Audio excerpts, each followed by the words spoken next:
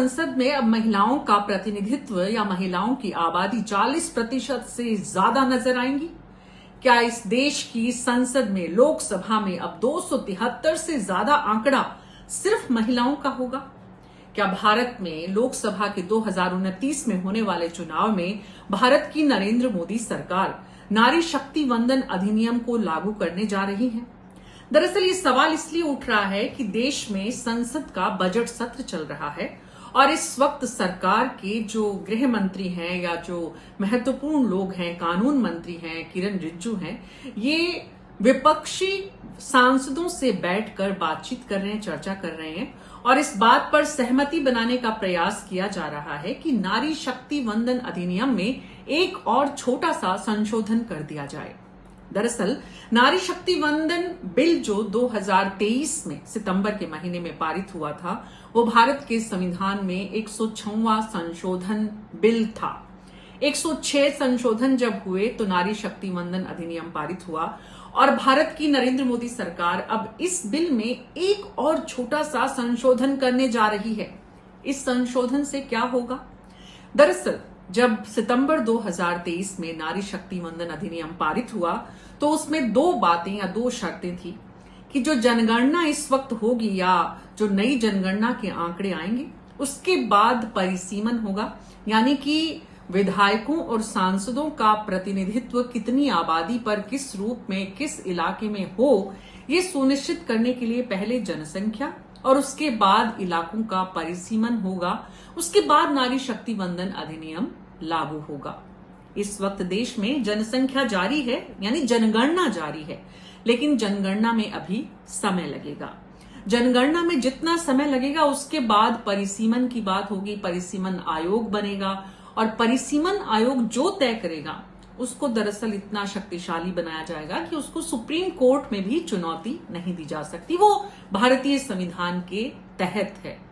लेकिन परिसीमन आयोग जब तक महिलाओं की संख्या और लोकसभा के सांसदों की कुल संख्या तय करे तब तक 2029 का चुनाव सिर पर होगा। हो सकता है कि 2029 के चुनाव से पहले परिसीमन आयोग कुल आंकड़ा सांसदों का और महिलाओं की संख्या का प्रतिशत सामने लाने में सफल नहीं हो।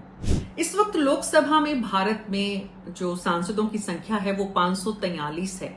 और अगर भारत सरकार की जो मंशा है, भारत सरकार जो सोच रही है कि 2011 की जनगणना के मुताबिक ही नारी शक्ति वंदन बिल में संशोधन करके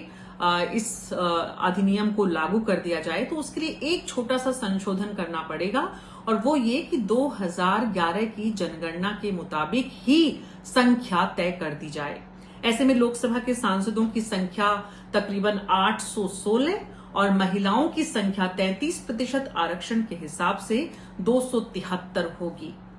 ऐसी सूरत में, क्योंकि इस वक्त जितने चुनाव 2023 में जब ये नारी शक्ति वंदन बिल आया, उसके बाद 2024 में लोकसभा के चुनाव हुए, तब भी विपक्ष ने भी कहा, बहुत बड़ी संख्या में आवाज उठी कि क्यों नहीं इसी बार से नारी शक्ति वंदन बिल को लागू कर दिया जाए।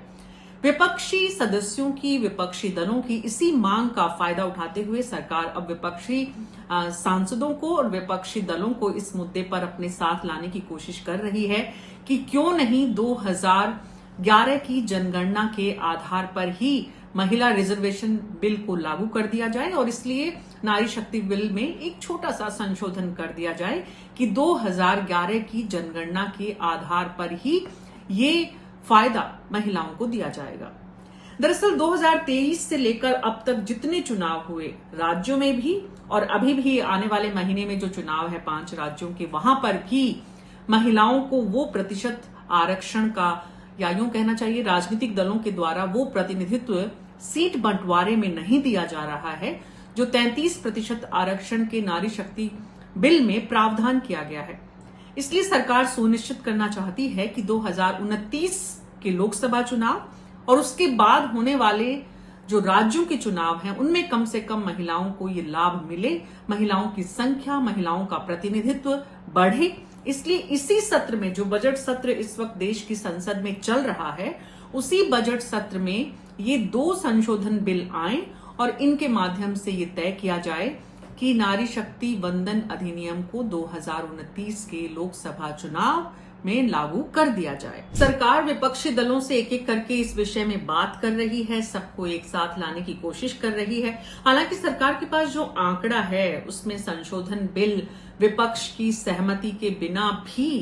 पारित कर सकती है, लेकिन अगर सरकार ये कोशिश कर रही है कि सभी विपक्षी दल इसमें साथ हों तो उनके पास भी कोई विकल्प बचता नहीं है, क्योंकि महिलाओं को आरक्षण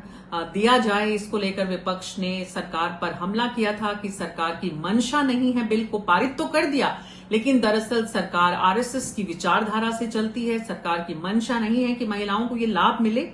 ऐसे में विपक्ष अब सरकार के साथ आता है या नहीं, ये एक सवाल है। और उससे भी बड़ा सवाल कि सरकार अगर इसी बजट सत्र में इन 2 संशोधन बिल को पारित कर पाती है तो नारी शक्ति वंदन का रास्ता साफ हो जाएगा। देश में बड़ी संख्या में जो महिलाएं इंतजार कर रही हैं राजनीति में अपने लिए जगह बनाने की, वो तैयारी करना शुरू कर दें, क्योंकि अब आने वाले समय में राज्यों की विधानसभाओं में और देश की संसद में महिलाओं की संख्या और महिलाओं का प्रतिनिधित्व बहुत जल्द बढ़ता नजर आएगा।